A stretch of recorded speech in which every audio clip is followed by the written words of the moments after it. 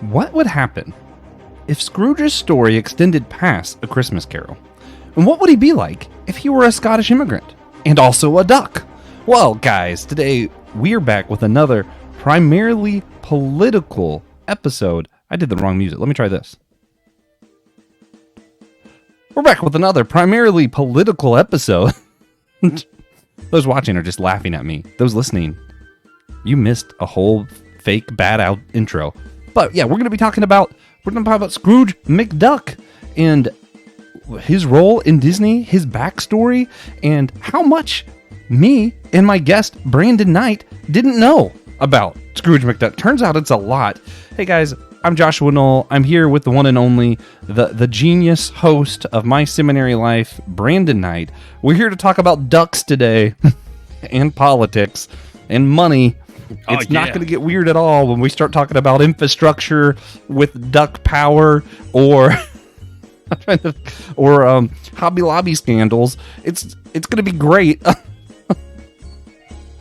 Oh man! Are we Brandon sure that Knight. this isn't the Barney theme song? I just have the Barney theme song going through.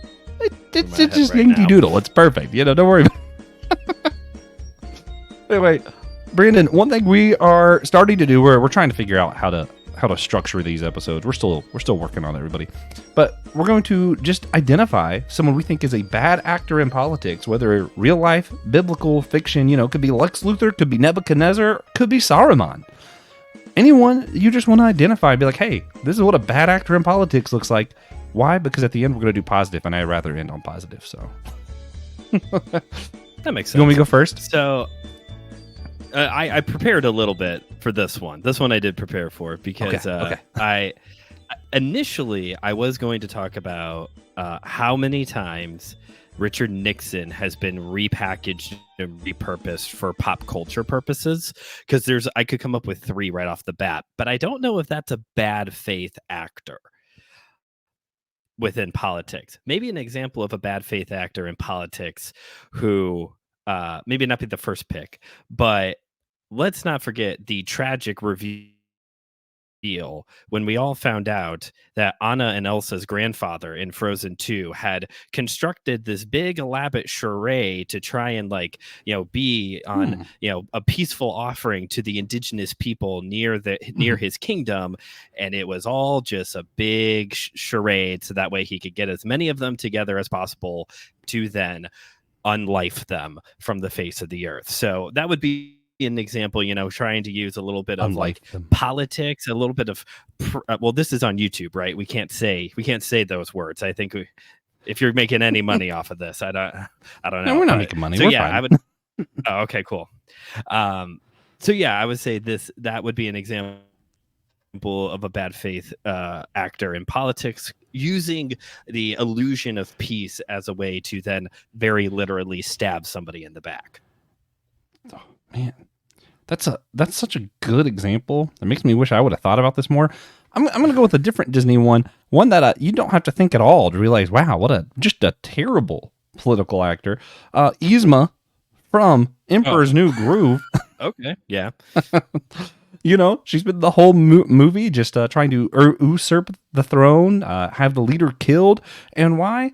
She didn't want to be kicked out. She just wanted to retain her power, maybe gain a little extra power. And why? Because power made her happy. And that was pretty much it.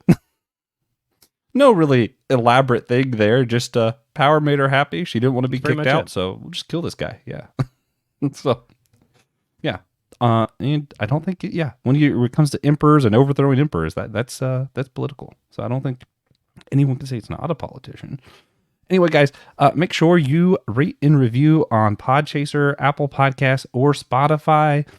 We got a lot of listeners and not a lot of ratings. So, hey, help us out. If you're listening, just hit the, 5-star, leave a little review, something like that. Or if you're on YouTube, of course, smash in the like and subscribe buttons. Or else you are smashing Will's heart. We all love Will. You wouldn't want to do that to him. So smash that like button. And I do want to do a thank you to one of our supporters, Jeannie Mattingly. We could not do the show without you. Not just because you're my aunt, but because you're great and you support the show. You rock. And of course, if you guys want to listen to more primarily political episodes, you can do that down below with the link. And with that, we are going to discuss Scrooge McDuck. But before we do, Brandon, I actually thought, since I knew we didn't know a ton about it, we should just shout out what cartoons did we watch growing up. I did watch a lot of Disney. Scrooge didn't make it up there a lot other than DuckTales. I lived in Florida. But when you were growing up, we're both 90s kids. What were the cartoons of choice in your house? I'm glad this is one of the questions because I didn't, for some reason, I did not watch. Actually, I kind of know why. I did not watch a lot of the Disney cartoons, and there was a few factors for that. I'm a midway through the 90s baby. So, and I'm the oldest in my household of my siblings. So a lot of those like iconic Disney cartoons predate me. So whether it's like DuckTales, Chip and Dale Rescue Rangers, Ooh. Goof Troop, Tailspin, like all of these, I've seen like episodes here and there. Honestly, I've probably seen more of the rebooted version of DuckTales with David Tennant doing Scrooge McDuck's voice than the original version. Fantastic. Some of this has to do with the fact that because I was so young, some of them I wasn't even allowed to watch. Never seen Gargoyles. I was not allowed to watch Gargoyles as a child because I was very little when that show was on. The only exceptions were I've seen a lot of Bonkers and I've seen a lot of Darkwing Duck, which is the show that Disney Plus needs to figure out that is the one we actually want a reboot of. We want more Darkwing Duck episodes. I don't know. You even have a very successful comic book series going on Darkwing Duck. Why is this the one that we have to beg for? I was watching cartoons in my... Is it happening? Okay. Yeah. They announced that it's happening. I just wonder how long they're going to take on it. I'm very aggravated. Because they managed to get something about him in DuckTales, and then they were like, "Oh, hey, that did well. We're gonna do this reboot." DuckTales ended a long time ago, the 2017. It did. I say a long time ago, but yeah, relative. Relative. Sorry, didn't mean to interrupt you. So if I was watching cartoons, it was usually Cartoon Network or Nickelodeon.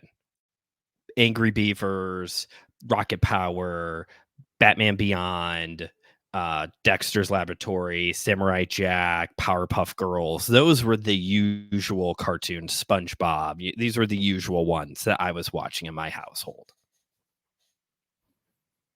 Yeah, it's weird.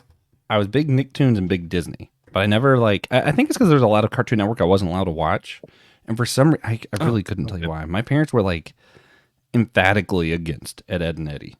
I really have no idea why. But since that was one of my on Cartoon Network when I was growing up, it was like that one. Yeah, I don't know why. They hated that. There was another one that I wasn't allowed to watch that I never understood why. But what was it? I don't know. I'll get around to it eventually. But I was in a lot of Nicktoons, Angry Beavers, Rocko's Modern Life. You mentioned all of those. Big fans of those. The one Cartoon Network I did I was really into Johnny Bravo. I loved Johnny Bravo. Now as an adult, I'm like, why was I allowed to watch that, but not Ed, Ed and Eddie? That was a weird one. Yeah, through retrospective, that is a weird one. I wasn't allowed to watch Cow and Chicken. I wasn't allowed to watch. That was it. That was the other one. Courage the Cowardly. Oh, Cow and Chicken. Mama had a chicken. Mama had a cow. I wasn't allowed to watch Courage the Cowardly Dog or the Ren and Stimpy show on Nickelodeon. Yeah, I wasn't allowed to watch Ren and Stimpy, but Courage the Cowardly Dog, I was allowed to watch for only one reason. My parents were going to stop it. They're like, hey, you can't watch this, whatever. But it turns out I first saw it with my grandfather, and he just kind of boycotted them on that. They said, no, this is good. And he wanted to watch it. So basically, they were told they had to let me watch it. That's funny. So, yeah, he won out on that one. Man, yeah, but Disney, everything that you mentioned, I'm super into. The Chip and Dale Rescue Rangers, I loved it. When they made that movie recently, I adored that film. That was wonderful. Especially, man, the end where they're like, what if we did a reboot? We could have someone really cool do a song. It's like, nobody wants that. And then Post Malone proceeds to sing Chip and Dale Rescue Rangers. And I do have that song on several playlists in my phone. Just because it's like, his voice is so good for the Chip and Dale. And I'm like, oh, is he so good? It's true.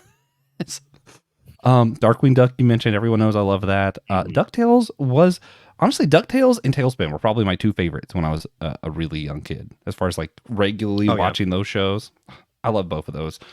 Okay.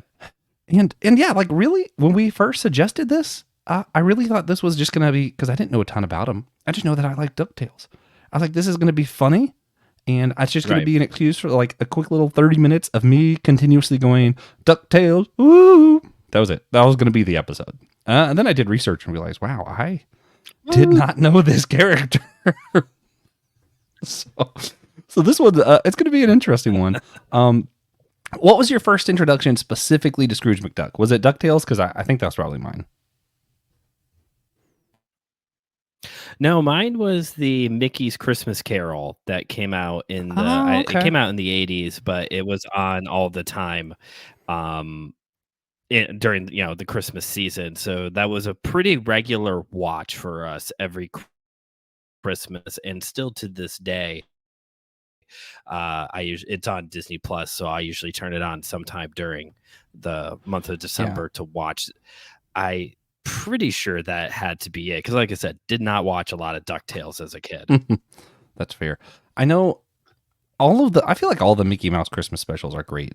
My favorite, I think, is probably Twice Upon a Christmas. And this is going to be a weirdly Christmas episode because a lot of Scrooge's first appearances and stuff is Christmas because, he was themed off of Ebenezer Scrooge, as well as, I forget the guy's name, but he's one of the Carnegies.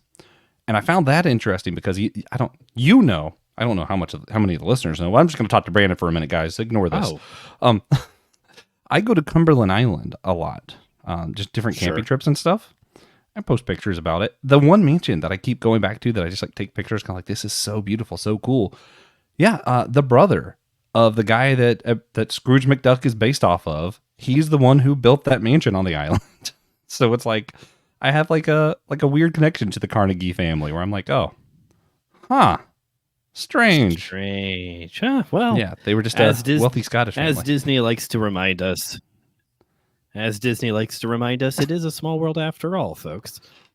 It also is, in fact, a Disney World. Fight me. Anyway. They definitely have everything a little bit in their pockets, which we're going to talk about today. When we talk about money. Money's the big theme. We're going to talk about Scrooge McDuck, and you're talking about politics. We're talking about money. Money. Cash. So... there is nothing different between the meme of Scrooge McDuck jumping into the giant pile of gold coins and also the meme of Vince McMahon smelling a wad of cash and nodding his head. It's the same. They are the same. So let's jump into some of the stuff I didn't know. And in fact, I'm going to ask you how much you knew, and I hope it's the same. I hope you also knew nothing. How much did you know? Probably about like Scrooge McDuck's origins, like how he got wealthy or any of that. Oh, no, I don't know anything like that. Although I do recognize these covers. I can tell you that much. Yeah, turns out Scrooge McDuck comics were like extremely popular at one point. The original series by Carl Barks won several awards, and wasn't back in the 40s. Scrooge McDuck goes back to the 40s. Interesting. What even? Because to me, he's not even one of the main Disney characters. So I'm like, sure. How's he back in like the fort? Like what? That's like early Disney. He's right, not supposed to be around till like the 60s in my mind. Yeah. But here he is. I assumed it was that Mickey Carol was the first time he showed up, and that was like the 80s or something. Yeah. So Carl Barks was doing a lot of Donald Duck comics, which to me that checks out, makes sense. Scrooge McDuck made a brief appearance here that I just threw up on the screen for everyone on YouTube. And it's just in the middle of a Christmas Bear comic. I haven't read this specific comic. And he's like, Christmas, everybody loves each other. It's like, me, I'm different. Everybody hates me, and I hate everybody. I don't know why. I just think that's such a funny line. I'm like, why have we included this? Why did this need to be included specifically? Right. It's a very good, another good capitalist, Mr. Burns from The Simpsons. Can totally hear Mr. Burns say something like that. Oh, man. It's great, though. I mean, also, I don't know if you know this. This is something I learned today. Wikipedia lies. I already knew that part, but I was looking up Scrooge McDuck on Wikipedia just to see like random, cause sometimes it just lists fun facts. I'm like, oh, that's fun. Forbes magazine has a top 15 richest fictional characters. Mm-hmm. Wikipedia on Scrooge McDuck said that he was number 1 on that list, which I believe he might have at one point been. He's now number 2. I don't remember who number 1 was because it was a character I didn't recognize. But he is above Tony Stark, Lex Luthor, and Bruce Wayne. That's a lot of money. He's got a lot more money than them. Like a lot more. Yeah. But also Forbes magazine is wrong about how much money he has because it was like in the 30 billions or something. But that is just what's in his money bin. This is like, I did like some deep dives here. And he says in one of his like earlier cartoons that his money bin is just his petty cash. Like that's just his throwaway money. That's just like that's not even that's his Starbucks money right there. Yeah. So he's ranked at number 2 on the fictional list purely based off of his pocket cash, basically. So take that for what you will.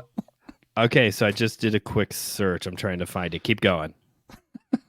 But anyway, so Karl Barks started off, and Scrooge McDuck started gaining more and more popularity. He kind of tweaked the character to. Originally, he was a lot older and a lot meaner, and he was like, yeah, I want to use this character more. And if he's this old and frail, it won't work out.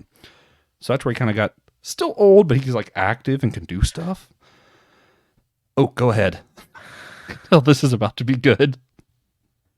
Hold on. I got to verify. All right. All right. Brandon is on the search to find out how much wealth Scrooge McDuck really has. No. So the number 1, this is fitting. So kayfabe break. We are recording this on the eclipse, and the number 1 is Carlisle Cullen, the Edward or whatever, the vampire. If it shows that's who that is. Yeah. Okay. The dad. Okay. The dad. That is actually really funny. That's a good coincidence. Yeah, for everyone who is like obsessed with this as I am at the moment, top 5 is Carl. I can never know how to say that name. Scrooge McDuck. Richie Rich is number 3, which is also like a major slap in the face of number 4, Tony Stark. There's a child that's richer than Tony Stark. Jed Clambett. Oh, is that the hillbilly guy? Yeah, maybe. That's the it's the patriarch of the But again, I have to re-emphasize their ranking was based off of his petty cash. Old data. So I still think that he is probably the richest. I do of all fictional characters. I do see how Scrooge McDuck. It says their source of where their wealth came from.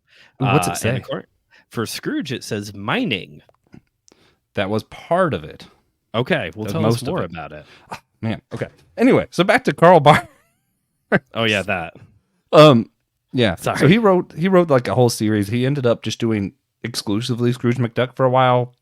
It became one of the most popular comic books, apparently. I had never even heard of this. Blew my mind. Then in the 90s, Don Rosa collected all these bits of the story and was like, I want to put together the history of how Scrooge McDuck came to be. So it was a 12-part comic book series. Good for him. The Life and Times of Scrooge McDuck. And apparently he reached out to Karl Barks and a bunch of the fans. Like, this wasn't just solely creator base. He's reaching out to like the biggest Scrooge McDuck fans in the world going, hey, does this make sense? As far as like a timeline, does this fit what we've heard before? Like, he was really making sure that this was going to be within canon and like as precise and accurate as possible. Yeah. Blows my mind that someone put this much work into Scrooge McDuck. But here we are. And apparently that 12-part series won the Eisner Award in 1993. The year my wife was born, the Eisner went to was a Scrooge McDuck. Scrooge McDuck book series. By the way, forget trying to watch all the Academy Award films. We should really, this should be, there you go. Here you go, Josh. Free idea. Take it. You should go back and read all the Eisner. Not every book who has won an Eisner, but like the book of the year Eisner. Yeah, I don't know if it was the book of the year or what Eisner it won. It just blew my mind that one of the Eisners went to Scrooge McDuck. Who owns all this now? I mean, I know Disney, but Disney. like the publication rights. That's a wonderful question. I because we were going to be talking about it, and I had never read these before or even heard of them. I actually got the Kindle edition of The Life Oh, and Times nice. of Scrooge McDuck this weekend, and that's where like I asked you to be on the show, and then I feel like I kind of went like radio silent on you because like I spent all weekend just reading Scrooge McDuck. I'm like, what? That's funny. There's I might so have to much pick this more up to now this too. character that I ever knew. Let's see. For best ... I love when it such a best serialized story in 1995. Okay, I thought it was 1993. So he won the Eisner Award for best serialized story in 1995 for The Life Nice. and Times of Scrooge McDuck. That's awesome. Blows my mind. Yeah, yeah, just crazy. And I never even heard of it. And this is where you need to follow the Eisners so you don't miss gems like this. Like it was a great comic. Like I Nice. couldn't put it down once I started it. I was like, I know this is like just Duckburg, but like truly his life history was fascinating. So it goes through like Scrooge McDuck's life story starts where like there's this whole backdrop lore where his family used to own this mansion, the McDucks. They had this mansion and this one of his ancestors buried wealth somewhere. But now they're poor and they can't go back to the mansion because it's like haunted or something. It's a whole story. It wasn't really haunted. Anyway, but there's a whole story and he ends up basically being taught that he has to work hard for his money. And in the 1800s, which was when he was born, he ends up going to America because that's the land of opportunity. It's a so very we America story. advertise. Go Yeah. America. Go America. And he's the Scottish immigrant. He's there. He runs into one of his other family members. They find some hidden treasure. He mines oil and different things. Like he keeps doing hard work and then also happening upon little adventures that end with him having more money. Because of course, why wouldn't he? Because yeah, why not? Yeah. Yeah. Well, and what's interesting about that though is like I even thought about it today. This story is completely impossible. Going to America, you might do better than you were in other countries, possibly. Sure. But now you don't have this where you can go from lower class to high class in a lifetime. I forget what it was, but they show like the turnaround rate is extremely low in America now, especially compared to early America. Early America, that turnaround rate was high. Now it's low, and I think it says it takes like 3 or 4 lifetimes for like a family line to like really Like turn 3 it or around. 4 generations. Okay. Yeah. Which in a way makes sense. Before there are systems, you can be the one that creates the system. And if you create the system, you're going to be wealthy. So plus you were like mining and digging up things all the time. Now we've kind of like found everything. Yeah, we found the stuff. And now whoever has the stuff has the stuff. Right. Right. Yeah. Yeah. Yeah. So that land of opportunity line, maybe once. It actually seems like it might have been true. Today for us now, I'm unsure. What do you think? What are your feelings on like, are we still a land of opportunity in America? We don't even let most of the people get in. That's not true. I mean, the border crisis. That's funny. I think the border crisis and all the immigration stuff really speaks for itself of like we advertise ourselves as this land of opportunity, but our systems for immigration are so broken that like look, I'm no expert. So if you're going to come at me for this, no, I don't have a solution. Let's just start there. But like, you know, I live 30 minutes from the city of Chicago. I get their news. So I'm very constantly hearing about all these immigrants who are being bussed up to Chicago from Texas, from New York, from Florida, because Chicago's the sanctuary city. And so, you know, they get to Chicago and it's kind of like they don't know what to do next. And there's been so many immigrants brought in that it's like any system that Chicago did have set up or figured out how to set up is already overflowed to the max. So yeah, we advertise like land of opportunity, but it seems like we're not prepared. Forget the whole, what you just said about, we found all the resources and, it takes 3 or 4 generations now before you can have like inherited family wealth to that extent of like, like a Scrooge McDuck or whatever. But like, the system of just like even people coming in is so needs to be updated, so needs to be restructured, that it's like maybe we should take this down of a notch of like promoting ourselves of the land of opportunity, and maybe like fix some of our issues so that way we can get some of these people in. Yeah.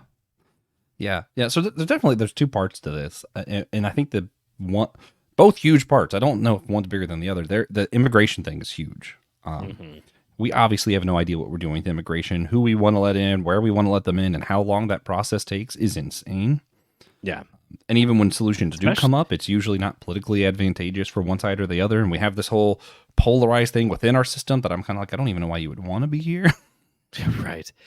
And the process takes a long time too. Oh yeah. And then what's crazy is like how much almost victim blaming a lot of people do. Or someone comes into the country illegally and like, well, why wouldn't you just do legally? And I'm like, do you know that process? Like, they would be stuck in a dangerous environment for years. Like, yeah, I don't know, man. I probably would flee too. Like, we might not be the land of opportunity, but we're certainly a more of a land of safety than other places. Like, I don't know. So there's the immigration problem that we're not going to solve or even attempt to solve here, but that is a huge problem. We're a country built on immigrants who don't allow immigrants. Figure that one out. And then on top of that, you have that, the generational whatever. My dad, he did go, not like poor, but he did work hard, and through his hard work and going to college, he was able to kind of turn around, and they're like, went from probably upper lower class to upper middle class now, Gotcha. Okay. And he did really well for himself. And I don't think it's that there's not opportunity for those here. I do think there's no opportunity for those outside of here, but within here, there might be opportunity. It's just really difficult now. Like, it's a lot harder to find. True. I'm just trying to think some Scrooge McDuck story where he went from shoe shining and then worked hard and became a cabin boy and worked hard and moved up and worked hard and moved up. That's not a thing really today. I mean, if you don't have a college education in the first place, well, that's out. And then there's also, how do you get wealthy? And if you have a college education, that's out. Yeah. It's a lot more to do with like connections and that kind of stuff. And then, I mean, I was even thinking like some of the people who got rich off of, a lot of people got rich off of Dogecoin a couple years ago, or GameStop, because they were doing this like investment and they played the system. It was like, oh, hey, we do have opportunities here. That's like a 1 in a million thing, though. Yeah. Like, that is not common or same for everybody with like to play. With those guys like Steve Jobs, Jeff Bezos, Elon Musk, Mark Zuckerberg. Like, I don't know if this is true of all of them, but a lot of those guys got rich because they stole tech or ripped off people so that way they could have the tech, or whatever happened there with Zuckerberg and the social network. Like, it's we get to a point of like, oh, these guys are so cool. They're building rocket ships that kind of look funny and like going to the moon and all of this. And it's like Amazon may now pay their employees really well, but like, this is like how you get to some of these places as like, these multiple time over billionaires. Like, a lot of people have to get stepped on in order to get to that place. Yeah. And I mean, even in Scrooge McDuck's story, he did have like, some of the stuff is like, he did have this just randomly innate good of knowing what to invest in. Like, he had a lot of innate skills with business and also worked hard. But also there was a lot of luck, right? Like, he just happened to run into an uncle that knew where a buried ship treasure is. He just happened to have a hidden treasure family, happened to struck oil.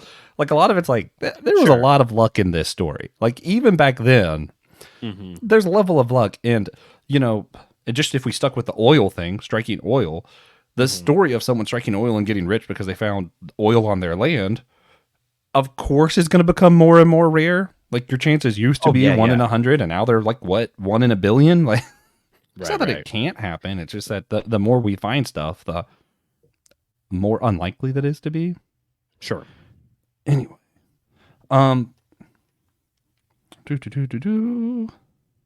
Oh, also, okay. you can tell that I'm at like peak eclipse right now because it's so dark. It's now gotten so dark on my camera. Sorry, YouTube watcher.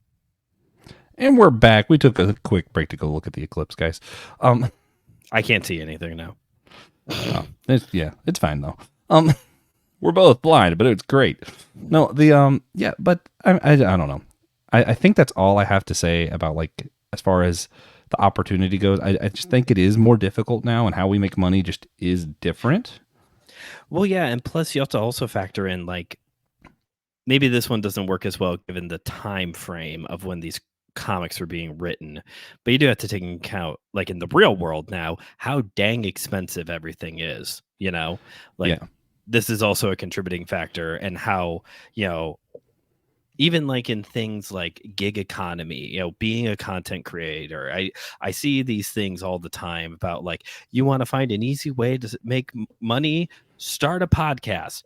Terrible idea. We're way past this idea of, like, you just start this thing and then you start making money. Like, we're past that. We're very much past that. Unless you're gonna do some, like, TV show Jackass style kind of, like, thing, you're not going to be making money off of podcasting for a very long time. You might not even be breaking even for a very long time when it comes to podcasting, or any kind of, like, millions of subs on YouTube. Again, unless you're doing, like, some outrageous thing, we're very much past, like, even this kind of a thing, which this is very new and way more accessible than striking oil on your property, Mm-hmm. Yeah. No, but I mean, some of the elements are still true. I just think it's harder. McDuck, he had to be smart at business. He had to have a lot of luck, and he also worked hard. And I think those things still can contribute to wealth. It just takes a lot longer, and it's a lot rarer in these times. So I think they do still contribute. And you can't count on luck. You don't know when luck is going to happen. We are two Christians talking about luck. There's probably a whole theological conversation just right here in this concept of luck. Sounds like, how dare they use that word luck? But I mean, it's, if we're going to keep it within the context of a comic book, like, that's what this is over and over and over again. It's just luck. Mm-hmm. Oh, the writer intended for him to find it. That's what it is. Just like God intends for us to either find or not find. He intends us all to remain, but no, I'm just kidding. I don't believe that. But, there are people who I think that would be their framework of putting that, because they don't like the word luck. I don't particularly mind it. Anyway, talking about Scrooge McDuck and money. He was on a short called Scrooge McDuck and Money. Oh, was he now? This is the thing that blew my mind. So his first television appearances was actually, he got his own short. Well, he had made an appearance before this, but his first, like, real appearance, Scrooge McDuck and Money. I forget when they said this was. It was like, it was the time that I expected him to be on TV. So, like, 70s ish. Okay. And he's teaching Huey, Dewey, and Louie before they had different colored hats. Look at that. They all have the same outfit. Oh, I didn't even notice that. That is, I hate it. I hate it so much. This short, I just want to let you know, I watched this today. Blew my mind. It's like 17 minutes. It's on YouTube. Okay. It's like 17 minutes. And they come to him and they got like $1.80 in their piggy bank. And he's busy, like, and what's funny is, like, they really make this just an educational short, and they fit a surprising amount into it. So it starts off with him, like, hugging all of his monies. He's like, you coins. And he's, like, describing where the coins came from, what type of currency it is. He's like, I love you. And of course, cash. I wouldn't forget you, cash. He's loving on all of his money, as a Scrooge would. Okay. And his nephews come, and he's like, that's sweet. You should want to save your money. And proceeds to explain how money works. He explains all the different types of currency, the history of how money came to be from trade. Explains the importance of investing, of saving, of how if you just let your money sit in one place, it's not really doing anything good for you, and how you have to spend. And that's where it's revealed. They're like, well, what about all this money? You just have it sitting in a pile that you swim in like a pool. And he's like, no, I spend this every single day. He spends that amount of money every day because he needs it to circulate. There's even, I think my favorite is Huey, Dewey, like two of the triplets. One of them makes a joke, or is like, I get it. So if you hold too tight, and he grabs the brother's neck, it goes, you'll cut off circulation. I about Good died. old, I was like, good why is this old here? cartoon violence. Man, I love some good old fashioned Tom and Jerry style cartoon violence. I think what killed me though is it's like it's so like structured and like educational, like, and then to just throw in this "we're gonna kill my brother" joke. Right. Like, wait a minute. There's an episode of Teen Titans Go where Robin wants to have a very serious episode. Like it's a very fourth wall break. And Perfect. so he tries to explain how real estate works and how to make equity off of your home and all of this. But Starfire keeps saying Esquitarian and keeps making horse references throughout the episode. It's very funny. That sounds perfect. But That's what should be happening. That's what this reminds me of, but this is like serious and they're going for a joke. I don't know if they were trying to reference this or something. Yeah, but that's it's so funny. And I mean, they do like they do include comedy throughout, but like it was so Sure. surprising to me. Like they really break down what is investment, how did currency come to place, why is it important, should you save, when should you invest, how do you know what to invest in? And I'm like, what? How to prepare for retirement, I think was included. I'm like, what? But why wasn't this around? Like, part of me was like, prepare for retirement. Part of me was like, hold up, why is this a thing? And then part of me was like, wait a minute, why wasn't there something like this to teach me when I was a kid what to do with my money? Because I didn't know. Yeah, where did this go when we were children? Also, we didn't have educational entertainment. We're also two millennials. Please tell us how we're supposed to be able to retire now. We would love to know. Thank you, Scrooge. We would love to know. Oh, I found it. I found it on YouTube. When my son wakes up from his nap, which is where he's at right now, we watch YouTube. That's what we do after nap time. We watch YouTube videos. I can't wait for him to watch Scrooge McDuck and Money. To put that one on. Gotta get him ready. He'll know about investments way ahead of time. He'll know about investments. Oh man! And then they apparently, I haven't found this. This inspired a series of other shorts of like Scrooge McDuck explaining random other financial things. Oh, okay. There was a point where Disney was more educational than it is now. So similar to the line of Goofy episodes where he's playing different sports and they explain like how the sport works and how you prepare for it. And of course, Goofy's doing it wrong the entire time. But one of the soccer one, Scrooge McDuck is on the soccer one. I forget why. Okay. But he's in the soccer one. I saw that when I was doing stuff, but there was just too much information I didn't know to hold on to all of it. I was like, what? Huh? Hey, so as a dad, do you think we should be doing more like cartoons that tell our kids about money, or should that be left to the parents? Should we just be like, you know what? What if kids' entertainment's just for entertainment? I think that there's definitely a place for like educational children's television. I mean, my son and I, we watch Sesame Street, Daniel Tiger, Mr. Rogers, which all of those are like, maybe a little bit more. Sesame Street gets into like counting and alphabet and all that.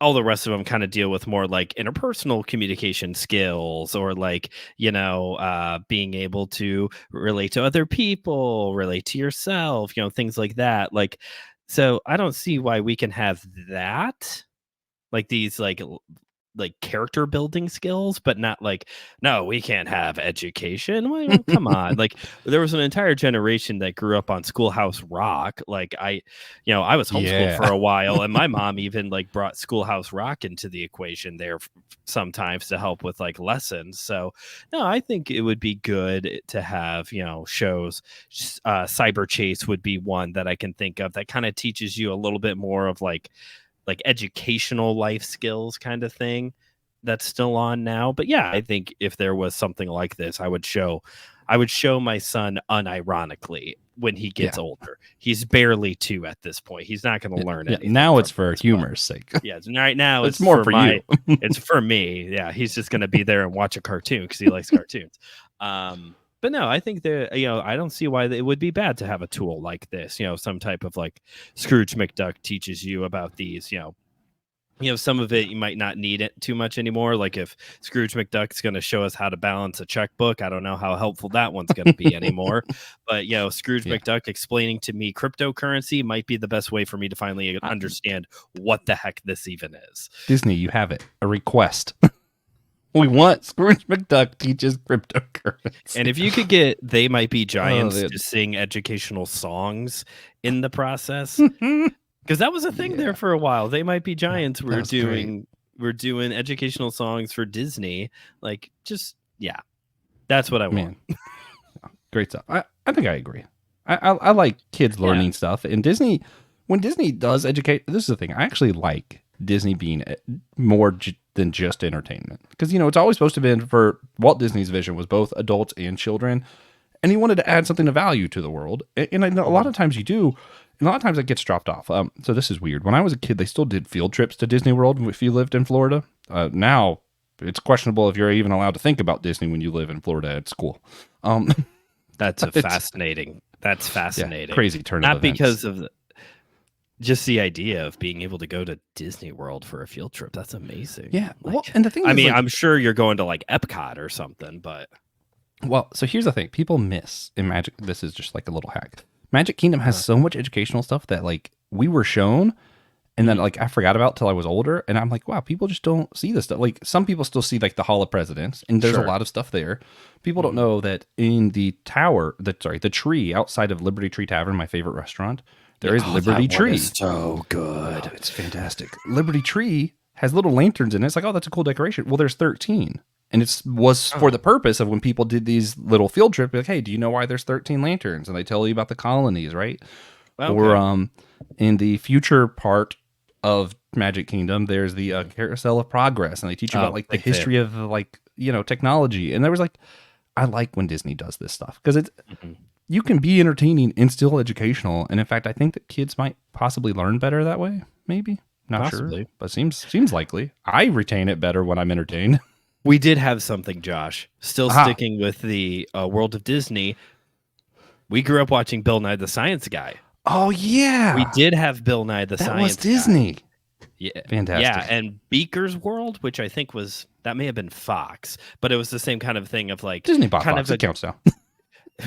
I guess that's true. Some kind of like goofy but still very educational science show. We did have that. Nice. All right, moving on to other things. You mentioned it before. Disney's A Christmas Carol. And of course, we'd be remiss not to mention Scrooge McDuck was, he was fashioned after that Carnegie I mentioned, Scottish wealthy people in America, but also Scrooge, Ebenezer Scrooge. And what's interesting is like you see like if you go through like the timeline, early Scrooge McDuck appearances, sometimes he's benevolent, sometimes he's grouchy and I want to keep my money and screw everybody else. I hate everyone, everyone hates me. Right. I feel like after the Christmas Carol movie that came out, you kind of see a turn away from that. I don't think there's an instance after this point where he's portrayed as anything other than benevolent. Interesting. I'm not sure, Very but I canon. can't find it. Yeah. Very it's like- canon moment like- for him. It's what's the Doctor Who term? Like a fixed point. This Yeah, is fixed the point. fixed point of his character timeline. That's Um, interesting. Yeah. For those who don't know, you want to talk about A Christmas Carol, Lenny? Like just kind of like the basics and why this is interesting part of why it could be an interesting part of his story.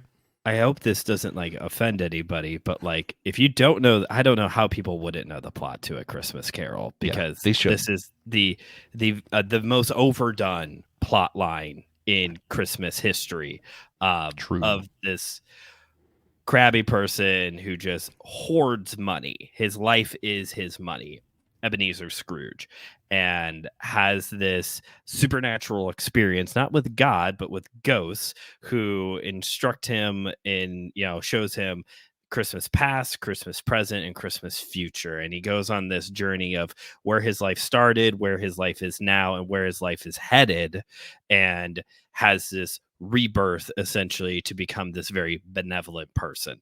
That is essentially the plot of any version of A Christmas Carol, except for maybe the movie Spirited with Will Ferrell and Ryan Reynolds. They take a little bit of a different slant at it, but just about all the rest of them is that. Well, my favorite doesn't involve ghosts, but that's because it's the Doctor Who one, and it still sort of involves ghosts. Kind of. Yeah, ghost. Muppets Christmas Carol is one of the best ones, obviously. Fantastic. We have done a whole episode of Christmas Carol before. Although actually. I will say the Ghosts of Christmas past in the Muppets Christmas Carol is terrifying. Worse than the Ghost of Christmas Future. Like I do not like the Ghost of Christmas Past in the Muppets one. In this Disney Muppets Christmas Carol, or Muppets Christmas Carol, excuse me, in this Disney Christmas Carol that focuses on Scrooge McDuck, this one is littered with cameos. There's so many fun like background characters that show up. The kids from Robin Hood, the two guys who come to get a donation from him. I think they're from the Mr. Toad special. Fantastic. Yeah, there's a lot of like fun little Easter eggs peppered throughout this one. Yeah, and it was like they asked. It was, I think, it's the only time that it's Christianity is mentioned explicitly in Disney. The characters from Mr. Toad, they actually asked him for Christian charity specifically. Interesting. Yeah, just an interesting little fact. Yeah. So what do you think of, like? Have you ever, outside of like Disney or even with Disney? Because I never think of Scrooge McDuck as Scrooge. I don't know why. I just don't. Like, it just doesn't occur to me unless I'm like trying to think about it. Because usually he's just there, you know. Sure. Have you ever thought like what Scrooge's life was like after A Christmas Carol? Because I feel like you get that one movie. It's not like Charles Dickens wrote a sequel. Well, have you seen the movie Spirited? It's on Apple TV Plus. I have not. So that is, in a way, a bit of a sequel, a bit of a follow-up to what happens after the events of A Christmas Carol in the life of Ebenezer Scrooge. And it is interesting. Basically, he becomes one of the ghosts. Once Ebenezer Scrooge dies, he becomes one of the ghosts. And now, throughout the rest of his eternal ghostly life, he is part of a crew that goes and does this for people around the world every Christmas to try and turn their life around. That isn't okay. So now I want to watch that. That's interesting. It's Will Ferrell and Ryan Reynolds, so it's very funny. If you like both of those guys, it's worth watching just for them. I do love Ryan Reynolds, and it's modern too. All right, I'll have to check that out. I think that interests me, and we're 47 minutes in, but I think this was actually what drew me into this idea. So for those who don't know, this wasn't one idea that I picked. It was like we had a list. So we had 4 of these episodes that are part of the bonus series we're doing that we picked as hosts. And then 4 that were voted on our Facebook group. And this was one of the ones voted on. And the whole reason I even put it on there for people to vote was mostly just because I thought it was entertaining. And I was going to do DuckTales, woo! But also, I was like, yeah, it is conceptually interesting to think about what happened when someone whose whole identity is wrapped up in money and greed changes his life around. And that's where most of his character is seen in my lifetime, has been after that point. So you see, like, and we're going to get to it later, like Kingdom Hearts, he's building like infrastructure and roads. You see, like, you know, in the new DuckTales, his nephews and his family's home was destroyed. And he's like, oh, hey, I have spare 12 bedrooms. Why don't you just live in one of those? I mean, like, it's so rare to see someone who is genuinely good as a rich person in any kind of media, really. Usually they're just all bad guys. If you have money, you're bad, unless you're like specifically Tony Stark or Batman. Or the Green Hornet. I forgot about that. That's a good one. Yeah, he usually gets left off the table. Sorry. But that one's also a cool one in this line of conversation, because the Green Hornet pretends to be a villain in order to do good and is also rich. That is interesting. All right, we're adding that to the primary political line. I love the Green Hornet. You can bring me back for the Green Hornet one. He's one of my favorite characters. But before you ask, no, don't like the movie, we could talk all about it. That's like one of my only reference points. But I for know a lot of people. I know of other things. I just haven't like seen it myself. Anyway, so DuckTale. Yeah. Woo! 1987. I grew up watching Huey, this. Dewey, and Louie are finally got some color on them. The way they're supposed to be. Yeah. I grew up with this. As God intended. Yeah. I was born in 1992. They were still showing reruns of this on the Disney Channel all the time. Like, this was just constantly on in my house. I love the DuckTales. And I loved the remake too. Did you ever watch any of like I know you said not a ton, but how much of the original did you see? I mean, it's hard for me to measure. A couple episodes here and there. What was the cartoon block on Disney Channel? I can't remember now. They had like a very specific. I forgot what it was called now. Some actual millennial is like screaming at us through their headphones. A real millennial's angry. I love this series. I just loved, they went on their adventures. They did their thing. I don't remember a ton of like the story, if there was a same like continual plot as there is today. I remember like one-off episodes that I loved. Okay. And I loved all the characters. I thought it was fun. The song was really the thing that sold me. Of course. DuckTales, woo! That was the important part. And they carried that over into the 2017 version. I love this version. It has the actor who did Abed. It has David Tennant as Scrooge McDuck. And it had like, as far as like cartoons with like a continual storyline, if you watch like front to back, like the whole series, man, it's fascinating. Like not just Scrooge's part, but like the part about like the mystery of what happened to their mom, Donald Duck's wife. And you're like, there's just so many little interesting tidbits throughout the series and like how they build the story. I thought it was great storytelling, great world building. And they build the world in Duckburg, which, goes all the way back to Carl Barks that we mentioned at the beginning of this. He's the one who invented Duckburg. And here we are back in Duckburg with this whole crew, modern cartoon. You said you were more familiar with this one. What do you, you have anything to add my about brothers, my brothers were watching this one because this was 2017. So I was almost moved out of the house by this point. So yeah, I remember episodes here and there. I mean, for me at this point, I was out of college. So the appeal was the doctor is doing the voice of Scrooge McDuck. Sign me up. Yeah. I didn't know. Did you watch any of the trailers? I'm sorry to cut you off. Before it came out, Probably. they did these little trailers of like each character and like kind of introducing the character. And they did Scrooge. They were talking about like his wealth and all the adventures he had and how he just built a time machine with his money. And at one point, he literally goes, "Allons-y," and I was like, "They understand. They know who's watching this and why we're here." Right. I didn't know. Danny Pudi does one of the characters. Yeah. I don't remember. He's either Huey, Dewey, or Louie. He's one of them. He's one of them. Okay. No, I didn't know that. Great. Yeah, and I don't remember who the girl was either, but the one who plays Webby, she's someone I like a lot too. She's someone. Okay. I hate that everyone's just going to be like watching us look stuff up as we do this. But you know what? Isn't that how other podcasts work? Oh no, I don't know what we're doing here. I barely know what we're doing I here. just want to know what actress played this duck. Kate McCusey. I don't know how to say her name. Okay, that does sound familiar. She was in Scrubs. That's why I like her. Oh, okay.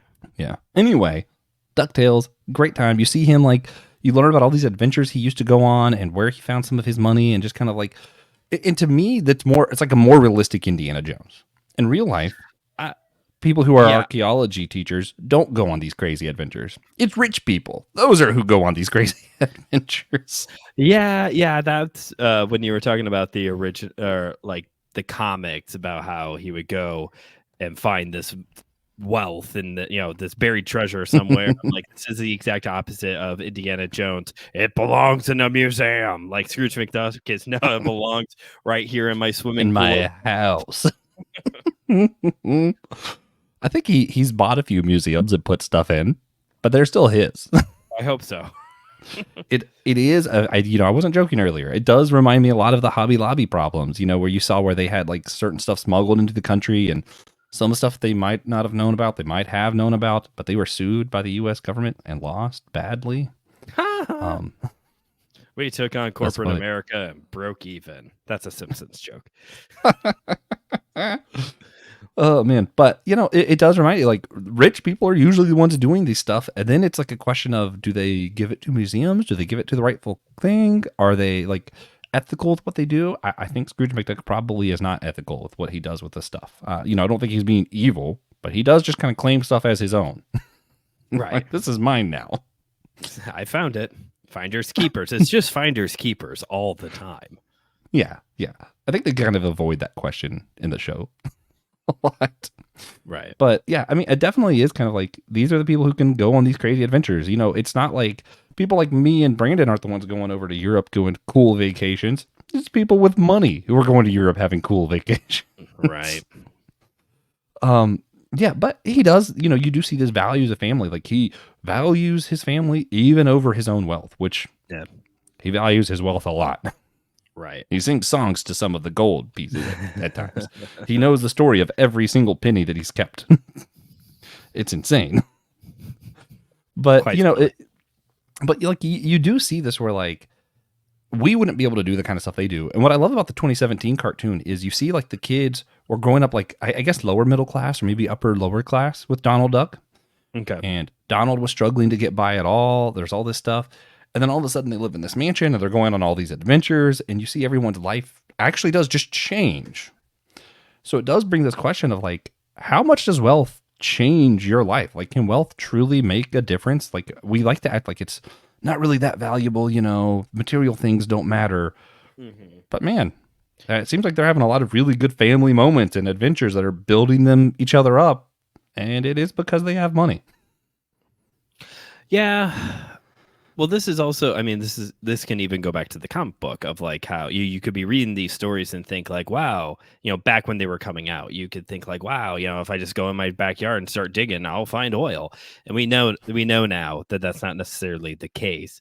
So I don't know, maybe you can use that argument for this kind of for how these stories are told now of like, well, you see, if you have all this money, you can go on these, big adventures and, build family and all that. And, you can do that still at home. I think this is also difficult because given the two guys who are talking about it, I mean, we're of the millennial generation. And so our currency is more in experiences. We like being able to do things, and you can be able to, experience life without having to spend a ton of money on it. We've been able to find ways to save and eventually go on trips or, for them, they're going all the ding dang time on these big adventures. We might not be able to do that all the time. I think money definitely creates more opportunity. That seems, I think that's, a safe thing to say. But yeah, I don't know. I think it comes down to how are we going to use the resources that we have now in order to enjoy life, and maybe also to put some away to be able to enjoy things in the future as well. What do you think? Yeah. No, I agree with all that. It's annoying because it is like he wasn't wrong when he was teaching the children. Investing is how you get more money. Like if all you do is hold on to your money. But the thing is, when you're of lower wealth, as I am actually, Same. I wouldn't say I'm lower class, but I can't invest money because if I let go of my money to invest it, I might not be able to pay my bills or get food. Right. So it's kind of this stuck of the thing that's the best way to make money.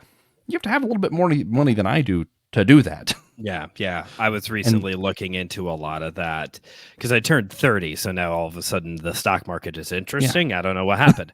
And it's like, oh no, I don't really have enough to start investing in things quite yet. Or we currently rent our home and we're trying to look for a house, and that's tricky. One, because the market is so not great at the moment, but also because we've been renting a house, we haven't been building equity, as Robin taught us in that episode of Teen Titans Go, to be able to then purchase a bigger home. We're looking at stuff that's more like a starter family home, but that's not quite enough room for someone who's already has started a family. So it gets complicated. It can get very complicated very quickly for those of us who are maybe who are a little lower tier. Two podcasters, one works at Chipotle, the other one's a ninja. It's hard to make money. I love that. But I mean, and it's true. It's just difficult, which also makes it difficult to go on adventures. And if we go to a cool adventure, we're not coming back with stacks of gold. We're not Scrooge. Oh, no. Yeah. Oh, no. Yeah. But I mean, this. I don't know how that would even work with. We don't. I don't even know how that would work with an airline. Would Southwest let me check that on? They would just take the money. I want to I'm going to sound like an advertisement, and I'm sorry. I just going to. My quick recommendation for those like me, there's an app called Acorn that you can sign up for that will round up the money you're spending. So if you spend $1.99, it's taking that penny and it's taking stuff and it's rounding up your purchases. So it's not a significant amount of money that you notice going away. And then it will invest in, like, if you just kind of say, I want to invest smart and slowly build, or I want to do this, then, and it just kind of does it for you. You don't even have to think about it. So, if that's an option, that's a good way to penny pinch without, just having your money sit there. Another good one is Upside. Do you use Upside? I don't. Tell me about it. So in an Upside, advertisement kind of way. Yeah. Do you have the Upside app? So Upside is this cool one because it's one of those few times where like I heard ads on the radio. I'm like, oh, actually, this one could actually work. It's mostly geared towards like Uber and Lyft drivers. You get cash back when you buy gas. So you pull up the app and it shows you a list of some of the gas stations in your area that is like associated with the app. And it will say, it's usually kind of small, but it'll be, like 6 cents a gallon. So you go fill up, you have like your card attached to the app. You use that card. And then once you check out, however much gallons of gas you pumped, it will give you, 6 cents per gallon for that. Ooh, man. Okay, that's smart. There's some restaurants on there, like the brewery right by my house. It's like 20% of, basically the tip. It's like 20% of the whatever you spent there at the brewery, you get cash back on. There's like some convenience stores, restaurants on there, but it's mostly like for gas. It's particularly if you're like an Uber or Lyft driver. So I recently downloaded that one, and that's been nice. I'm not like going out of my way to spend money, and I've already made like $10 back cash back. So that's that's pretty nice. No, that is nice. I like it. Other thing, and this is just my thought. I mean, today we basically have to find the Scrooge McDucks, and they sponsor us. Like I said, like if I had $1 million idea, I don't. But let's say I do. One there, I'm going to create bees that kill other bees, and for some reason, that's a good idea now. I don't know. How about mosquitoes that kill other mosquitoes? Yeah. Well, let's just go. Because we need to save the bees. That's true. I love bees. Okay, idea X. I'm going to call it idea X. And it's a $1 million idea, and I'm sure it's a $1 million idea. Yeah, but I need $1,000 to start it. I don't have an extra $1,000. I have to find someone like Scrooge McDuck that's willing to invest in me to do that. It's not like in today's world, I can't just work hard and save and get to that. Like 1,000 are probably good, but a lot of the times it's hard to reach that. And there's way to find people like Scrooge McDuck who will sponsor, or if you're wanting to like start a non-denominational church, you're not going to save up and just spend that money yourself. You're going to reach out to these groups that help fund non-denominational churches, and you're just going to start it. I'm not recommending anyone start churches. That's just how it works. If anyone's curious, I took a class on it, so I happen to know more about that. Don't do That's a whole other episode. On My Seminary Life, me and Randall are going to talk about whether or not you should play in a church one day. The answer is no. Anyway, I want to mention briefly Glumgold, just because we mentioned some of these, Furtick and other people who aren't necessarily always great in real world that are rich people. I think they do a really good job in DuckTales of kind of showing the difference of the kind of rich person that Scrooge has become compared to those people like the Jeff Bezos of the world who are just doing stuff for themselves and spending tons of money. Okay. You do see that he actually is doing a lot to help Duckburg. And it's like, oh, he owns Duckburg. Well, actually, he doesn't. He just has helped fund a lot of the stuff happening in Duckburg, or sponsored a lot of people who want to do things. And yes, he's making money off that because he's like, hey, I sponsored you. I want X amount back. He just doesn't usually use it for selfish reasons. He just goes invest in the next person's great idea, and he just keeps doing that, and it keeps helping people. Whereas you see Glumberg, who is hiring like criminals to like do stuff and like, smuggling stuff into the country, like Hobby Lobby. Sorry. This is my Hobby Lobby bash session. Sorry. It's funny because I was going to talk about there's stuff I actually do really love that Hobby Lobby does too. I think in real life, you don't usually have either a Scrooge McDuck or a Glumberg. Usually our rich people are a little bit of both. Yeah.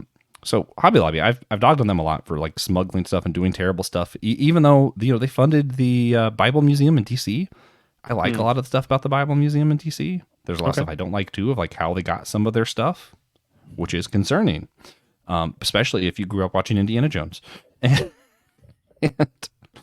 But at the same time, Hobby Lobby is helping my parents' church, my church I grew up with, build a new campsite. And I know what that camping ministry does, and it's a great ministry. And they're spending like a ton of money helping them out. I won't say how much because I don't know if I'm allowed to say that or anything. But I'm just like, so like with me personally, I'm struggling with, there's this ministry I know they're pouring into that does a lot of good, but I also know that they kind of stole artifacts and smuggled stuff into the country, and there's a lot of bad there too. Love that. And I think that's usually the problem is Yeah. the more wealth you have, the more influence you have. That doesn't make you any more good or evil necessarily. You know, I think if you looked at my own life, there'd probably stuff that you'd be like, Josh, that is terrible, or Josh, that is wonderful. I just have so little influence that doesn't make as big of an impact on people. So it doesn't make the news. Right. That's true. Yeah. I mean, we're dealing with ideals when it comes to these two. Well, particularly when it comes to Scrooge McDuck, but we're dealing with, idealistic versions of these characters and these situations as well.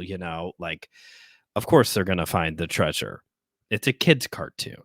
Like, of course, Scrooge McDuck is going to turn his life around and become this wealthy person. These comics are being written in the 40s. Like, this is it makes sense for the time frame, the demographic that these stories are trying to reach. Yes, real life is so much more nuanced than, one guy's going to do. I forgot what it was. I think Jeffrey Bezos paid off like a bunch of like loan debt or something for students or something. And it's like, or you could just pay off everybody's that actually you have the ability to do or something like that. Yeah. Like we have these instances of like, oh yeah, this person's doing a lot of good and they stabbed a lot of people in the back to get to that point. Like it's hard. It's hard to make, I'm a pro wrestling fan and I referenced him earlier. Like there's been a lot of stuff in the news lately. I don't know if you've been paying attention about Vincent Kennedy McMahon, the guy who has owned and run WWE for several years now, of like all these very horrible ethical things that he was doing to employees, not the wrestlers, like, the office people, all these horrible things that he's been doing. And, WWE has a lot of power and a lot of influence, that he used a lot of that power and influence for his own selfish gain. It's, you want to talk about like corrupt business practices. The church. Don't even ask me. Don't even ask me. Just go watch Dark Side of the Ring. Just go watch Vice's Dark Side of the Ring docuseries and just get a taste of like how corrupt the backstage is when it comes to the pro wrestling environment. It's hard to be a wrestling fan when you start digging in. And since we're just naming names on here, I also want to throw out Elon Musk, right? There's so much evil he has done recently. I mean, as far as just like how he's corrupted Twitter, how he's corrupted like our news feed. Just keeping Twitter alive is a damnable offense. Yeah, that's just bad. And he's so self-centered. He might be the most self-centered person on the planet. And at the same time, I can say all these terrible things about him, but if you were to ask me if I would get rid of him off the face of the planet right now, the answer is no, because Ukraine would simply cease to exist. Like the technology that he is using to aid Ukraine right now, that is fundamental good thing that he is doing. Do I hate saying that? Yeah, because he seems like he's just a bad actor in the world. But then there's this one thing he's doing that I'm like, oh, that is just a good thing. And he's not really getting anything for doing that. So it's like, yeah. Turns out there isn't a one story for anybody, as Will likes to say, right? I mean, it's just like, something like that. Anyway, moving on to, of course, everyone's favorite topic, Kingdom Hearts. This is the last thing, and it's just because some of the most like direct examples of the impact wealth has on our policies and our polities is made very clear in this Kingdom Hearts game, my favorite video game series of all time, for those who don't know. And somehow, if you don't know that, I love it. Yeah, if you've ever seen the show before and don't know that, I'm amazed. But there's a few different things that Scrooge does, even though he's an extremely minor character in the game, that makes me think, oh, that's right. Wealth can be used for good in our politics. So I think we just highlight this really quick. One, of course, being, I say of course, I don't know how many normal people know this about Kingdom Hearts, but King Mickey at one point, when he realized the darkness was overcoming the worlds, this is just a thing, roll with it, guys. Mickey Mouse, King Mickey, gets together with none other than Scrooge McDuck to create roads between the worlds so that they were able to travel more easily from one world to the next and help defend the worlds from darkness. Why Scrooge McDuck of all characters? They don't really explicitly say, but it's hard for me to think that it wasn't because wealth is necessary for infrastructure. Infrastructure is necessary for protection, for good, for just simply being able to exist really with one another. So it was one of those where I'm like, oh yeah, that's right. Wealth can be a good thing. In fact, I would love it if a bunch of Scrooge McDucks got together and they paid for all the infrastructure in the United States and my taxes did not. That would be great. I'm a big fan of that idea. Sure. Also, I'd also like a slushy machine. Go on. Well, speaking of food, he also buys a restaurant and just has Remy be the chef. Remy from Ratatouille. Yeah, that's cool. Yeah, and it's one of those where, like, if you know Remy's story from Ratatouille, you're like, wait a minute. He had all this struggle and all this stuff, but in the Kingdom Hearts world, he didn't have to have the same struggles. He just had someone who was willing to say, what you're doing is good, let me give you a restaurant. Of course, there then comes the concerns of, do you want a rat making your food? But in a world where you have sorry, why can't I think of the word? Personified ducks and dogs. Anthropomorphic animals all over the place. It's kind of like, how much concern do you really have of a rat making your food at that point? It kind of seems like animals and humans aren't really that far away from each other in this world universe. Yeah. But the fact still remains that Remy would not have had opportunity if it were not for Scrooge McDuck. So it's just kind of one of those in this game where you see that the wealth is in fact a very good thing. Like, actually, a lot of the powers of darkness would have prevailed if it were not for the wealth of Scrooge McDuck. So I just had to, throw out my Kingdom Hearts stuff because, of course, I have to throw out my Kingdom Hearts stuff. Yeah. Of course. You have any thoughts on infrastructure before we move on? Structure. You think that Elon Musk should start building roads so that we can defend the United States from the powers of darkness? Yeah, the evil powers of darkness in Canada. I mean, sorry, all you Canadian listeners, that you have to be the butt of every joke from us in America. The real America. The real America. No, I don't have any. It would be nice. I mean, I guess that's the only thing that could really be said. That you're right. It would be nice if we did live in this kind of world, not where there's like impending darkness coming to destroy all of us, but that where we have a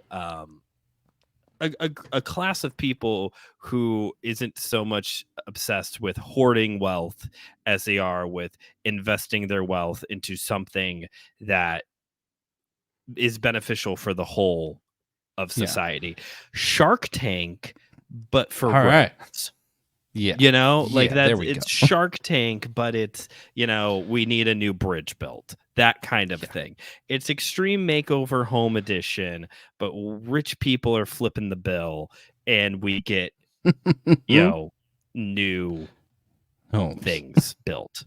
Homes. Low income housing for us, Yeah, well, maybe this is a controversial take. I actually prefer this even to like a lot of the more socialist ideas that are out there now, because in my mind, and it's just me working through it, part of why Scrooge McDuck has so much money is because he is so good with money. If the United States were to come to me and be like, hey, we'll give you all the money you want, help us develop infrastructure, we're going to have really bad infrastructure. I'll do it. We'll just have really terrible infrastructure. It'll cost us way more money than it should, and it won't make any sense. Whereas if Scrooge McDuck does it, it's going to cost as little as possible. Mm-hmm. Because he will find a way for it to cost as little as possible. And I think sometimes we got to play to each other's strengths. And some people, not all people, some people are wealthy because they're good with money. And we should play to that strength and not undermine it and treat it like, because you're good with money, you're evil. That's not necessarily true. That is a hot take. Yeah. I was waiting for the hot take part. That is the hot take. Sorry. I mean, a lot of people are like, just because you have money, you are evil. And I'm like, that's not necessarily true. Now, we do see a lot of bad things from those specific examples we've used. I can't think of a really good example off the top of my head, but that's because I am an angry poor person. That's a joke. But the angry you know what I mean? If there was if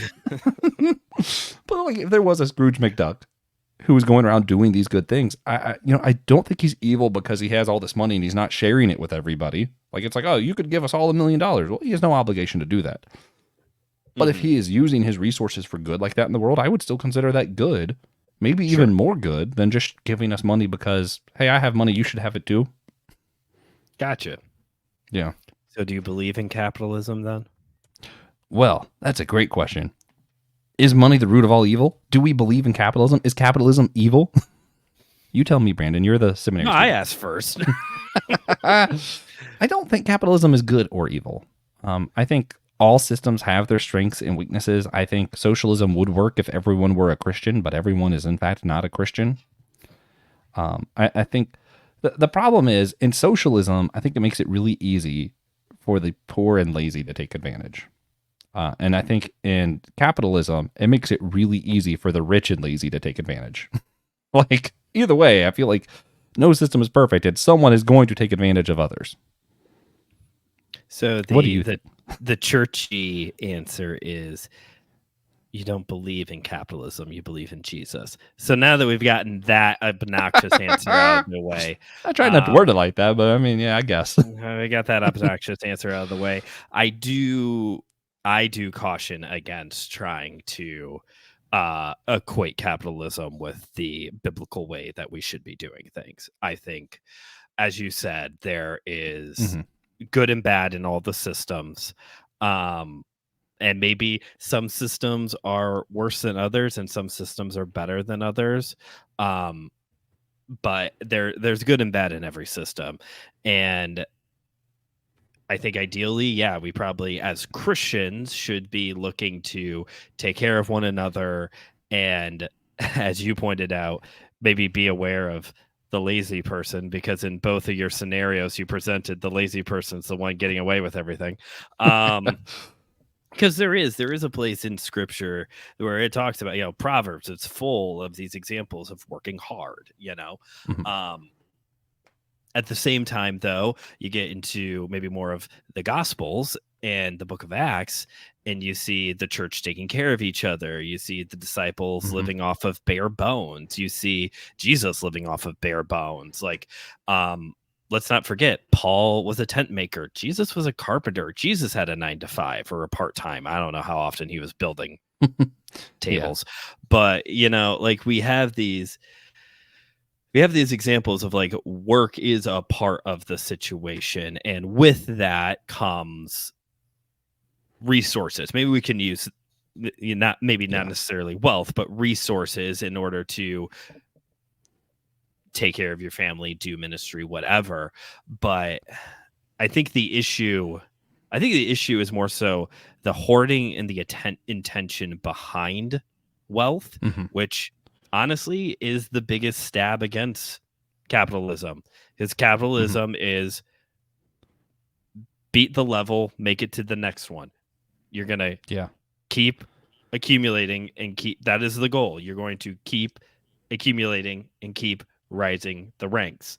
I was poking fun at my friend, one of my friends, because he's like looking for an advancement in his job, because he's like, I was like, do you want this for your career? And he's like, it's the next most logical step. And I was like, yeah, because that's just how it works. We just look for the next step, then more money, this, that, and the other thing. Is capitalism the biblical way to go, though? I don't think so. And I think everybody who tries to make it look that way is more so trying to make America. I want to make sure I say this right. I think people who try to make capitalism look like it is the biblical way to run a country or anything like that is trying to make America look like the Bible, then the Bible transform America. Also, do a little bit of digging on the whole like parable of the talents. It's not necessarily what you think it means. Yeah, it's not about investing. For investing, go to Scrooge McDuck and money. Exactly. No, but I think there's a point in that though, like of you money moving. That's what Scrooge McDuck talks about, and I actually think that's important that you are investing, not just because hey, that's actually better for your wealth. And this is where what makes me think of it as almost a godly concept, because the things of God usually work better than the things of man. I think in my flesh, in my own thing, if I'm just limited to myself, I'm going to hoard my money because I don't want to lose my money. Sure. And what that's going to turn into is me not having more money because my ways don't make sense. The ways of man don't make sense compared to the ways of God. Whereas God say, no, give your money, invest into something, do more with it. Mm-hmm. And that's where you say those who are actually using their money to help others actually end up usually making more money. Mm-hmm. There's a wise way to do this that I think is better for everyone, including yourself. Yeah. But when it goes to like capitalism and stuff, I think capitalism is probably the hardest thing to make a biblical argument for of all the systems. And maybe that's super controversial, but I mean, I could make an argument for socialism, picking out random verses from Jesus and stuff. Like I could make that argument. Yeah, you can rip a lot of out of context. Oh yeah, I could even go to Old Testament and make an argument that priests should be running the country. That's pretty easy, actually. Their That would be taxes a and fun everything one. went to the priest, and the priest kind of made the final decisions of where money went. So I can make that argument. Do I think that's the biblical argument? No, I think it's an out of context argument. I don't think the Bible supports a single functioning way of how to do money, but I think it teaches us a lot of principles that we can use when we're considering how we want to do our things personally and how we want to build our systems. Maybe we want capitalism, maybe we don't. I don't think capitalism is anti-biblical, but it certainly isn't biblical, if that makes sense. Yeah. I'm just trying So- to come up with a way to take a shot at Dave Ramsey. So come back to me. Oh yeah, keep going.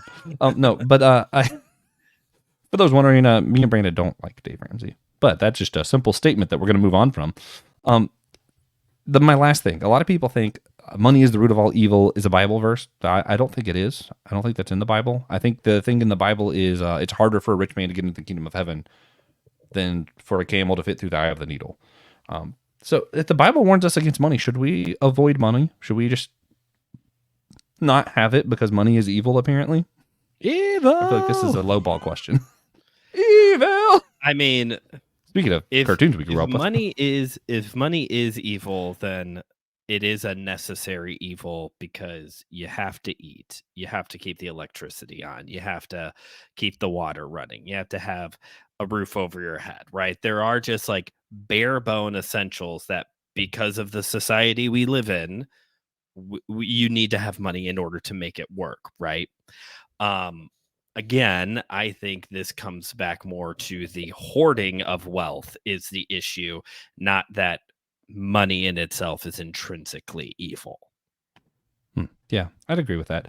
And to bring it back to Scrooge McDuck, I think we see, and again, it goes back to that pivotal moment of the Christmas Carol in, was it like 1983, 1984, something like that. But you have this where when he loved money and he held on to it, he was the duck in that very first comic of No, keep going. Sorry, keep going. where everyone's like, oh, we love each other at Christmas time, and he said, no, I hate everybody and everybody hates me. To after Christmas Carol, wait, how can I invest in others? And how can I use that investment to make more money so I can invest in someone else? And I think that's the difference. Like, it's the love of money. Maybe that's the root of all evil, whereas money itself can be used for good or evil. Is it more difficult? Yeah. Look at how hard it was for Scrooge to truly change a leaf. It took 3 ghosts, But is it possible? Yeah. Yeah. I think he became a good guy in the end. So apparently the root of all evil is money, comes from the King James translation of 1 Timothy 6:10. May I read that for us? Oh, absolutely. For the love of money is the root of all evil, which the thing I just said. Yeah, that thing. Which while some coveted after, they have erred from the faith and pierced themselves through with many sorrows. So now I'm going to pull it up. What do you want? New Living Translation? I prefer the NASB, but NLT is good too. And A friend of mine actually helped work on the NLT. Oh, that's cool. For the love of money is the root of all kinds of evil, is what the NLT says. All kinds of evil. So whereas the King James is looking at it from this, translates it as a very narrow, the root of the love of money is the root of evil. The New Living Translation has it as all kinds of evil, which is much broader. You can get to, honestly, if we're looking at the root of all evil, it's pride. Pride is the root of all evil. That is, yeah. Mm-hmm. And I still like the clarification. It's the love of money. So it's not money itself. Yes, and it is all not kinds money of evil. Yeah. yeah, either way, this idea that the love of money, the root of all evil is money, that's not a biblical concept. It's the love Mhm. of money, which is what we've been saying. But also apparently there seems to be a nuance here in the Greek, which I do not have time to work on No, as not at we're the moment. live recording this. Wait till our follow up in a few years. Right. Where there seems to be some kind of, either it's very narrowly focused into all evil or several kinds of evil, which is very interesting. I think it makes more sense for it to be all kinds of evil because there's lots of. Well, I'll be honest. I'm a sinner, right? So there's lots of evil I did that really was not fueled by a love of money at all. Had Had nothing to do with money. Yeah. But Yeah. all kinds of evil. Yeah, look at some of the stuff that Jeff Bezos, how he treated people until he got caught, basically. How that company with Amazon, different things like that. Yeah. There's all kinds of evil that's caused by a love of money. But also people who are using their money well exist out in the world, I'm sure. I'm having a hard time with examples at the moment. I'm sure someone's going to scream it in the comments, hopefully. But all right. Well, did you have anything else before we wrap this one up that you wanted to mention or bring up? The only other thing I'm going to say is that I do feel, all jokes aside, do feel very inspired to go do my own deep dive into the world of Scrooge McDuck now and watch this the comics are investing cartoon and check out that comic book as well. This has been a lot of fun. Oh, yeah. Doing the research for this one was a great time. But with this, we don't do recommendations for primary political episodes. We mentioned in the beginning, we went with a bad actor in politics that we wanted to identify. Right. Well, at the end, we're going to uplift a positive actor, someone we think is a positive influence, whether it's biblical, fictional, or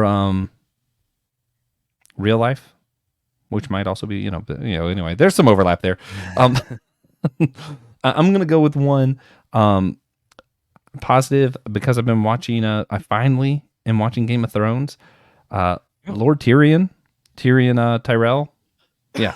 The dwarf. I am actually really impressed with how he started off kind of, I guess, just trying to prove himself because he'd been belittled his whole life, and eventually kind of aligned with someone who is freeing people, showing everyone this whole idea of like one group isn't better than another just because they exist. And he's doing a lot of politics. He's doing a lot of, well, hey, what if we worded things this way? What if we didn't kill them? We showed them mercy so that we can do this other thing. And like he's doing a lot of behind the scenes kind of politicianing. And it's genuinely for good because he wants to see better things happen in the world of Westeros. So I'm going to uplift him. I think he's a great politician in that series. Brandon, you got anyone you want to uplift as far as politics? Off the top of my head, I would think I would have to bring up the president in Independence Day. If anything, for the rousing speech he gives to kind of like unite the world together to take on this alien force. So I'll go with that. Oh, man, yeah, that great movie. I think we're going to be reviewing that later this year, also as part of this series. So you guys hang in there for that one. Again, I'm going to shout out one of our supporters, Jeannie Mattingly. You rock. Thank you so much for your support. Hey, everybody, be sure to like and subscribe if you're on YouTube, or rate and review if you're on Podchaser, Spotify, or Apple Podcasts. It really helps the show out a lot as far as like people finding us and like the algorithm stuff, all that like tech stuff that we don't know how to work. It just works if you rate and review, so we don't have to do anything. That'd be great. Check out other primarily political episodes with the link that's going to be in the description down below. And remember, we're all a chosen people, a geekdom, a priest.